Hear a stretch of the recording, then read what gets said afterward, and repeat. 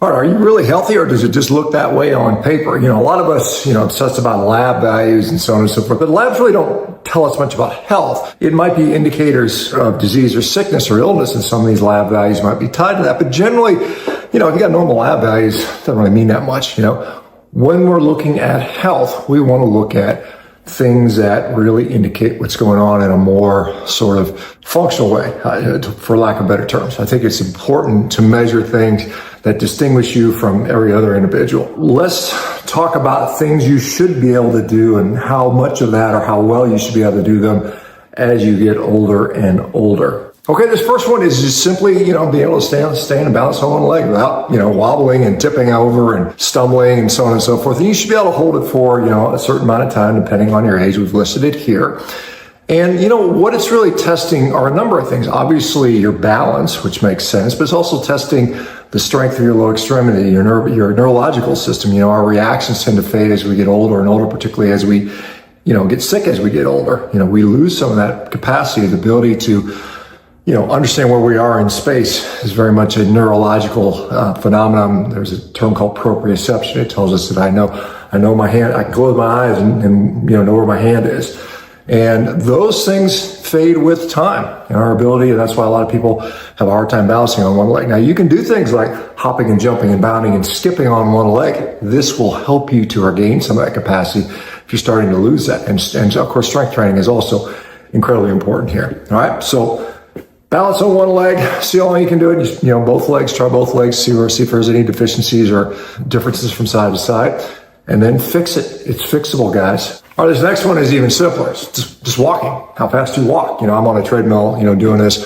I think I'm going around 3.5, 3.8 miles per hour at a comfortable pace. Now, this isn't race walking. This isn't seeing how fast, just walk at your normal, comfortable, average pace.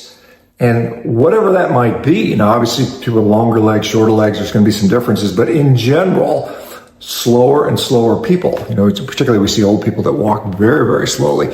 That is a problem, and that is indicative of your health. That is your capacity, has to do with, your muscular, how functional your muscles are, how well your joints are functioning, how well your nervous system is functioning, how well is your brain's functioning, People that are very slow are often unsure, unsteady. They have issues taking in data and around their surroundings. And so walking speed is also incredibly, incredibly important.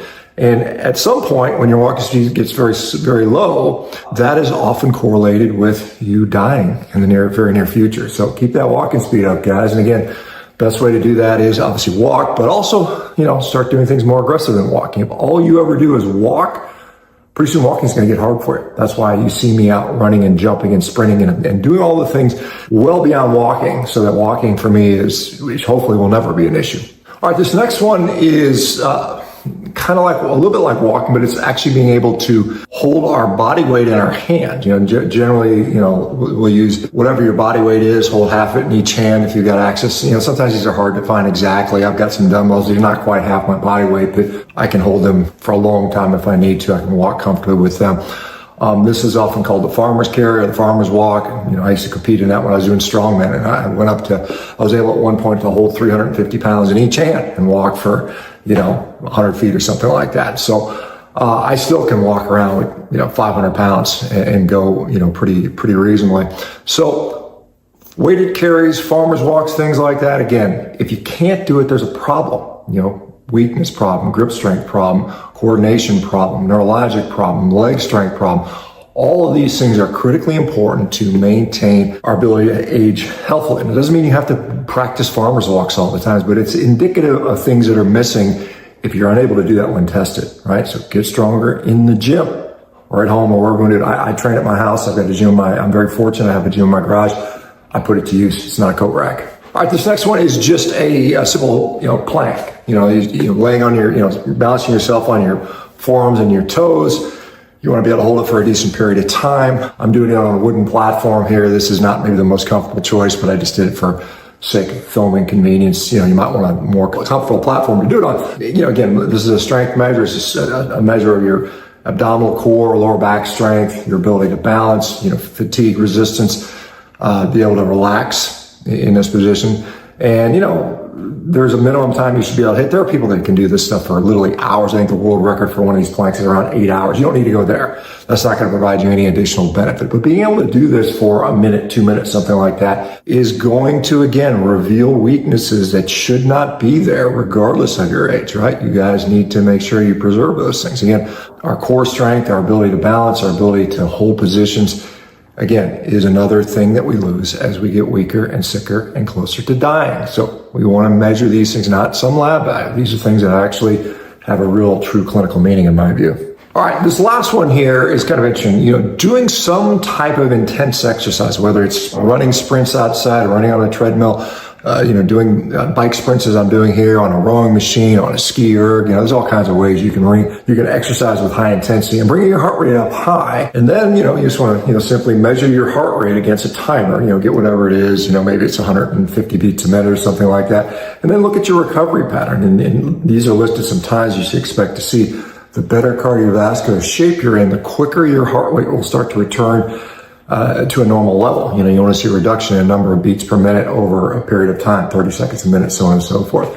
That indicates in some ways your cardiovascular fitness. And this is, again, these things that I have, shown you, and there's many more you could look at. These things are much more valuable, in my view, to someone's health than, just getting a lab readout. The lab readout is, here, let's put you on this drug typically to change these lab values, or again, it could indicate illness, but we're talking about health there. We're talking about what does it mean to be actually healthy, not just not sick, not just not dead yet.